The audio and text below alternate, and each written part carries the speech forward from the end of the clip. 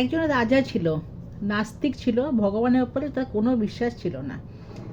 একবার সন্থ একটা সাধু দেখা হলো।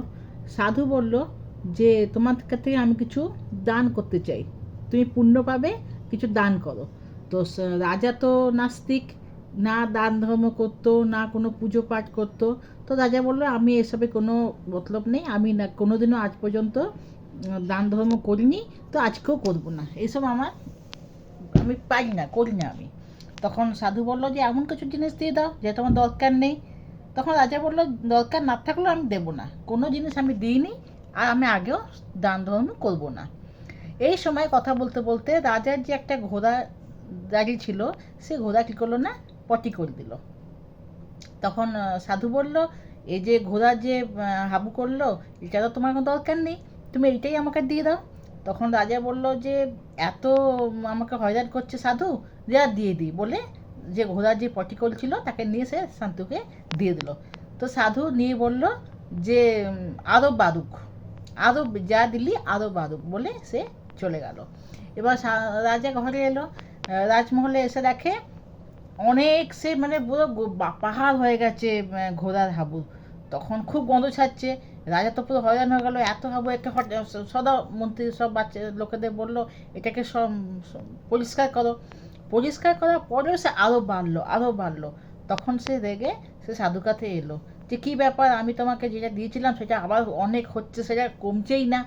তখন সাধু বলল ঠিক আছে আমি তোমাকে তুই আমাকে দিয়েছিলিস, আমার তো কর্তব্য, আমাকে যে যা দেয় আমি আশীর্বাদ করি, আশীর্বাদ করা আমার কর্তব্য। তুই আমাকে ঘোড়ার হাবু দিলি, আমি আশীর্বাদ করলাম আরও হোক, যেন না কমুক এটা। না আমার অনেক ভুল হয়ে গেছে, আমি ক্ষমা চাইছি, কোনো তো নিবারণ আছে? তখন সাধু বললো হ্যাঁ নিবারণ আছে, কিন্তু একটা সত্য, আমি যখন তোমাকে যতক্ষণে কাজটা না হচ্ছে আমাকে তুমি কোনো প্রশ্ন করবে না। তখন রাজা বললো ঠিক আছে আমি প্রশ্ন করবো না, ঘরে দিচ্ছি। ঘরে এসে তখন রাজা সাধু বলেছিল যে তুমি এমন কিছু কথা প্রজাদের মধ্যে বলে দাও যে যেটা তোমার বদনাম হোক, তোমার প্রজারা তোমার নামে খুব বদনাম করুক, যত বদনাম করবে তোমার এই যে খারাপ কাজটা চলে যাবে।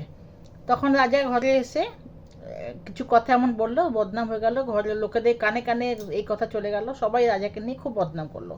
এদিকে যে ঘোড়ার যে হাবুগুলো সব এত পুরো পাহাড় হয়েছিল সব পরিষ্কার হয়ে গেল।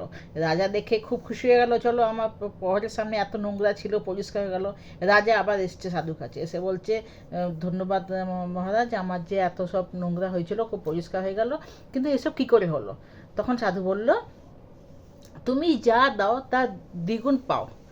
তুমি যেহেতু আমাকে এই দানেতে আমাকে এই ঘোড়ার গুলো দিলে, এর বদলে আমি তোমাকে আশীর্বাদ দিলাম যে দ্বিগুণ হোক। এবার যে প্রজারা তোমাকে তোমার নামে যে এতগুলো বদনাম করলো, সে বদনাম করে তোমার যত পাপ ছিল সে পাপগুলো ক্ষয় হয়ে গেল। এর মানে তোমাকে যে বদনাম করে, তোমার নামে যে খারাপ কথা বলে, তারা তোমার খারাপ কাজেরও ভাগিদার হয়। মানে তুমি যদি খারাপ কাজ করলে, তুমি কোনো পাপ করে থাকো, তোমার তোমার নামে যদি সব বদনাম করে, তবে সেটা পাপকেও ক্ষয় হতে পারে।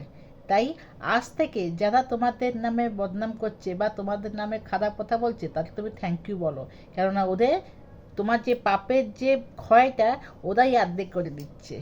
তাই পরনিন্দা করা খুব খারাপ।